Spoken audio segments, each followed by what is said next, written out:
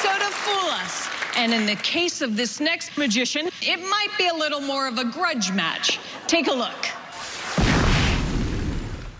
I have to say I'm really honored to be the first magician to be invited back for the third time. The first time I did a trick called Unshuffle. It kind of blew our minds. Not only did the trick fool Penn and Teller, You fooled us. Can you see that? but based on video views and so on, it did fool a lot of the magicians too. The second time, the cups and balls. Thank you. I thought I was going to fool them. The only problem was they knew that trick a little too well. It's now a tie. You got us last time, we got you this time. Season 5, kick our ass. The thing I like most about coming on Fool Us is it pushes me to take my magic to the next level. So essentially, they've given me a gift each time. I have new routines thanks to being on the show. And this time, I have a gift for them.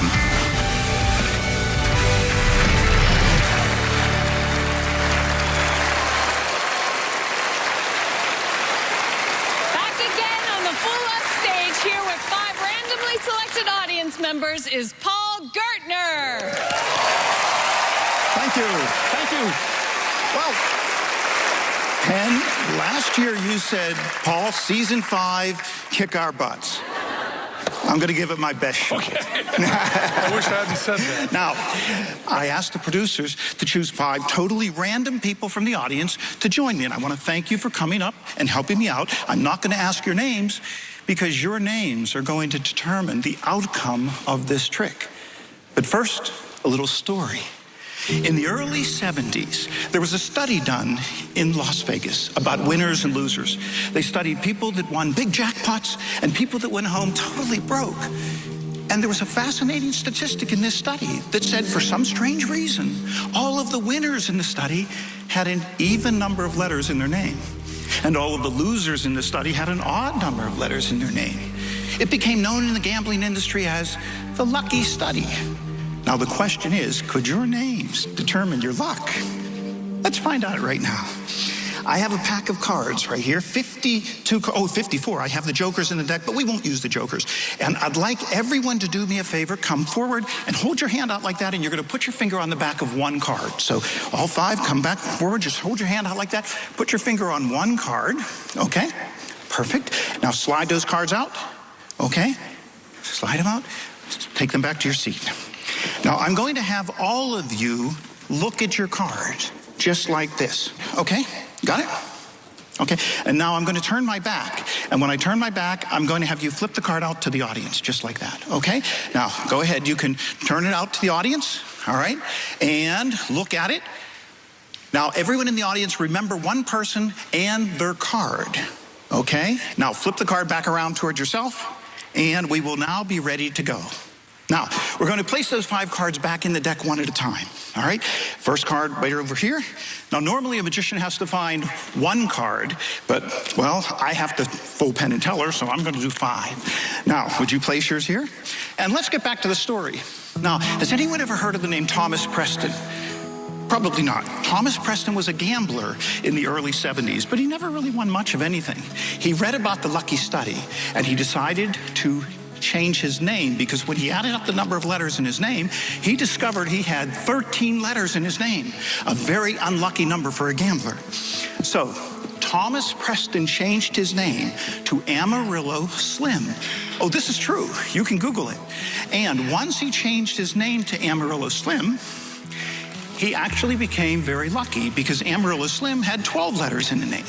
And he went on to win 4 world championships of poker.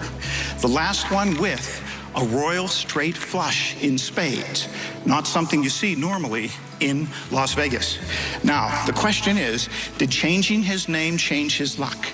We're going to see right now with these 5 new friends I have here at the table.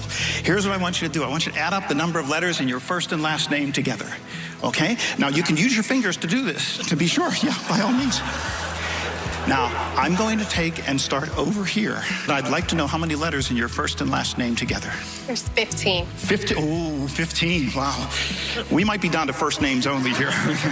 Okay, 1, 2, 3, 4, 5, 6, 7, 8, 9, 10, 11, 12, 13, 14. You said 15? 15. How many in yours? 8. 8, and that's not your card by any chance, is it? Okay, 1, 2, 3, 4, 5, 6, 7, and 8. How many in yours? 14. 14. First names only. Go to figure out how many letters in your first name. 14, that's not your card? No. Okay, 1, 2, 3, 4, 5, 6, you said? 14. 6, 7, 8, 9, 10, 11, 12, 13, 14. How many in your first name? 17. How many? First name? Twin. 12? Twin. First name? Yeah. Do you have a nickname? So 5. 5? Okay. And is that your card? No. No. Okay. 1, 2, 3, 4, and 5. And how many in yours? 22. First name? No. 5. 5, and that's not your card? Nope. Okay. 1, 2, 3, 4, 5. Let's see if this worked. Now, there's no way I could have controlled anything, but I had 5 random cards selected, shown to the audience, and I dealt the number of letters in your name. I had to use your nickname, but we got there. For the very first time, let's see if you're as lucky as Amarillo Slim. What was the name of your card? Do you remember? Yes. It's the 4 clubs. 4 of clubs? Oh. And your card? 7 of spades. 7 of spades? And your card? 8 of spades. 8 of spades. And your card? Red king. A red king of diamonds. And your card? 5 of hearts. 5 of hearts. Just like that, and I thank you. Okay. But, ladies and gentlemen, it's possible Penn and Teller already know how that trick was done. However, I promised Penn to surprise you. And remember I told you Amarillo Slim won his final World Championship poker hand with something you don't see too often in Las Vegas. And if we look at the bottom card of each one of these packets, if we're lucky, we just might find Amarillo Slim's Royal Straight Flush in Spades. Thank you. Thank you very much. Thank you. Thank you for helping me. Paul Gertner! Hello! Thank you. Good to see you. Great to see you again. Same here. Same here. Wow, what have you been doing since the last time we saw you? Well, it's been a lot. I've been very busy, and actually, as a result of being on Penn and Teller Plus, I have my own show now in Boston every Friday night. Yeah. Do you think that you have even more writing on this fool than in previous? Maybe, because I spent about 2.5 years on this trick. You practice a lot, I do practice a lot, and this one Yes. required that. So, is there such a thing as practicing too much? I think there is, yeah, because in terms of hands. Oh. If you practice too much, hands cramp up a little bit because you're doing certain weird techniques and maneuvers and so on like that. How many times did you practice this morning? Let's see, to be honest, I think I did the trick about 15 times this morning. No, 15, 20. Oh, yeah, that's a lot. Yeah. All right. Penn, Teller. Hi. Hi, guys. Boy, when we see Paul Gertner, we worry.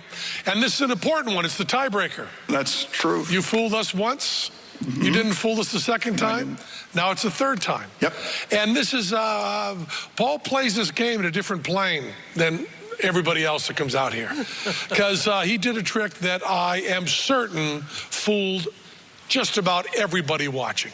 And yet you sat there smug, knowing we were seeing you do every one of those 5 moves. Okay. But you were okay with that, because you're a rat bastard. That's why you're okay with that. And you were saying, well, you know, let him catch me at the other thing, at the end. Okay? Now, when you turned your back on us, to the audience, that seems like, oh, he's being so fair and so honest, right? But you turn your back, we as magicians think he can do anything he wants with that deck. He's there by himself with his back to us with the cards in his hand. And then you said that you were going to add on a little trick at the end. And we think you did add on, and we think you added on something besides just a trick. You added on something to accomplish the trick. You know what we're talking about? Did you do something tricky when your back was turned? I didn't do anything tricky when my back was turned, but... You didn't do it like that? It's a fooler!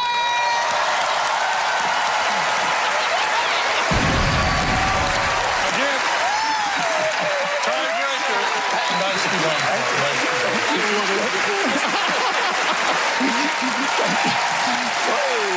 Thank you so much. Hey. Paul Gertner! We have a two-time Fooler, and we still have more rematches in store when we come back.